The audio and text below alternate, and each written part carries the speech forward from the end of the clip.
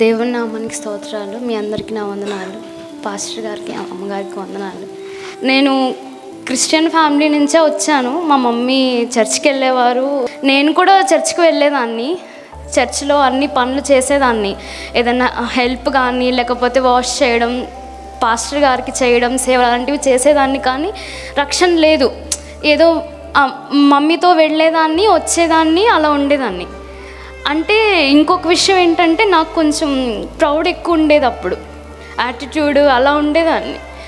అయితే ఏంటంటే నాకు ఫ్యామిలీ పరంగా ఎట్లాంటి ప్రెషర్ ఉండేది కాదు. చాలా ప్యాంపరింగ్. నా పేరెంట్స్ ఇద్దరు ఎంప్లాయీస్ అయినందువల్ల దేనికి కొదువు ఉండేది కాదు.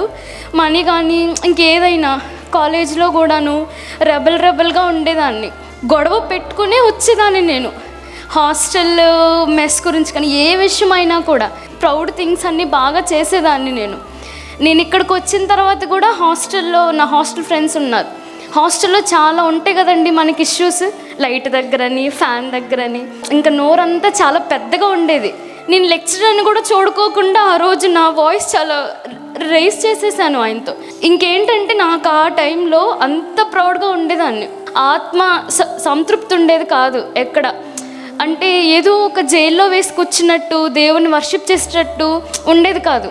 ఇంకా మా ఫ్రెండ్స్తోనే ఇక్కడ అన్నయ్య చర్చ్కి వచ్చిన తర్వాత, ఐ థింక్ సెప్టెంబర్లో, అక్టోబర్లోనూ అన్నయ్య ఒక వాక్యం చెప్పారు.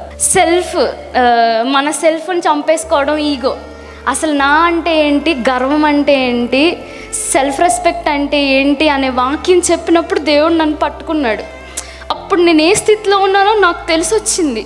నేను ఎంత గర్వం పోయాను నా ఫ్రెండ్స్ ముందు. కానీ చాలా ఇదిగా ఉండేదాన్ని. అంటే మనకు అన్ని సంతృప్తి ఉన్నప్పుడు మనకేం తెలీదు. అయితే ఆ రోజు నేను వాక్యం విని నోట్ చేసుకుని ఇంటికి వెళ్ళిన తర్వాత ఒక్కటే ఏడుస్తున్నాను. నేను ఎందుకు ఏడుస్తున్నానో నాకు తెలీదు.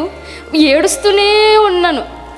ఇంటికి ఫోన్ చేసి, అమ్మ నాకు ఎందుకో చాలా దుఃఖం వస్తుంది, నేను బాప్తీసం తీసుకుంటానమ్మా అని మమ్మీని అడిగినప్పుడు, మా పేరెంట్స్ ఇద్దరు నాతో, మా డాడీ అన్నారు, ఒరే నీకు చాలా కోపం ఎక్కువరా. ఇంట్లో కూడా అలాగే ఉండేదాన్ని.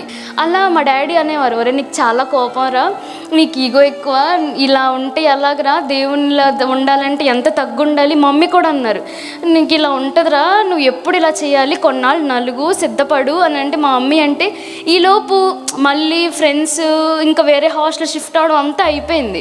మళ్ళీ తిరిగి ఇక్కడికి వచ్చిన తర్వాత కూడా కొన్నాళ్ళు మళ్ళీ వేరే చర్చ్కి వెళ్ళడం జరిగింది. అంటే కొన్ని మా ఫ్రెండ్స్ టైమింగ్స్ రీత్యా వెళ్ళిన తర్వాత ఏంటంటే ఆత్మ సంతృప్తి లేదు. మళ్ళీ ఇక్కడికి వచ్చినప్పుడు మళ్ళీ నా బర్త్డే రోజు 29th డిసెంబర్, సరే కొత్త సంవత్సరం కదా, కొత్త ఇయర్లోకి వెళ్తున్నాం కదా, అన్నయ్యతో ప్రేయర్ చేయించుకుందాము అని చెప్పి వెళ్ళాను అనమాట. అప్పటి వరకు నేను ఎప్పుడు అన్నయ్యతో మాట్లాడలేదు. అన్నయ్యతో కానీ అక్కతో కానీ ఎప్పుడు ఇంటరాక్ట్ అవ్వలేదు. ఆ రోజు ఎందుకో దేవుడు ఆ రోజు ప్రేయర్ పెట్టినప్పుడు 29th మనకి 3 days ఫాస్టింగ్ ప్రేయర్స్ జరిగాయి. అయితే పెట్టినప్పుడు నేను అన్నయ్య ఎంత వాక్యం చెప్పినా నాకు దుఃఖం లేదనమాట. నా దుఃఖం రావట్లేదు. ఇంకా అన్నీ వాక్యం చెప్తే మిమ్మల్ని దేవుడు రక్షణించే చేతులకి అప్పగించడని చెప్పినప్పుడు నాకు భయం వేసుకొచ్చేసింది. ఇంకా నా మనసాక్షి నాతో మాట్లాడుతుంది, వెళ్ళి ఒకసారి పాస్టర్ గారితో మాట్లాడు, నువ్వు మాట్లాడు అని. అంటే ఇంకా ఆ రోజు అన్నయ్యతో ప్రార్థన చేయించుకుందామని వెళ్ళా. అన్నయ్య మాట్లాడుతూ ఉన్నారు. ఎందుకో రక్షణ టాపిక్ అలా వచ్చేసింది. ఆ అన్నయ్య కూడా ఎందుకమ్మా ఇంత లేట్ చేసావని అపోస్తుల కార్యంలో వాక్యం చూపించారు, తడువు చేయొద్దని చెప్పి.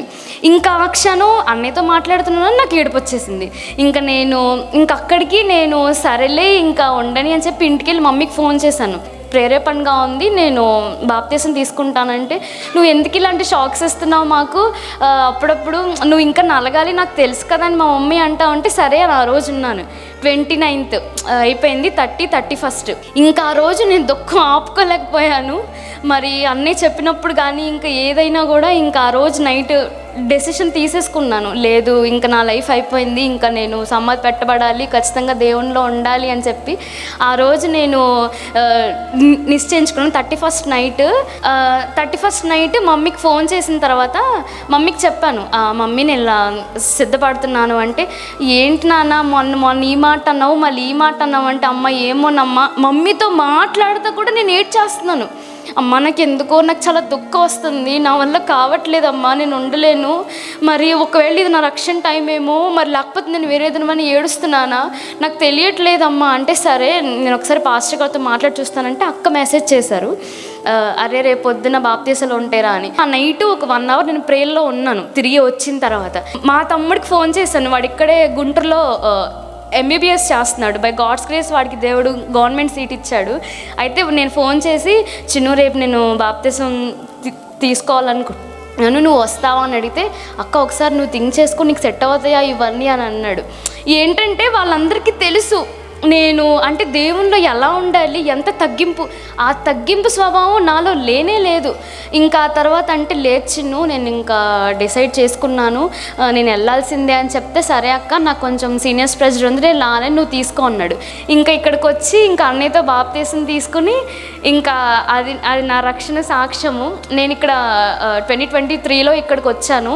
ఫస్ట్ జాబా లేకపోతే రక్షణ అని అనుకున్నాను నేను, కానీ దేవుడు ముందే రక్షణ ఇచ్చేశాడు.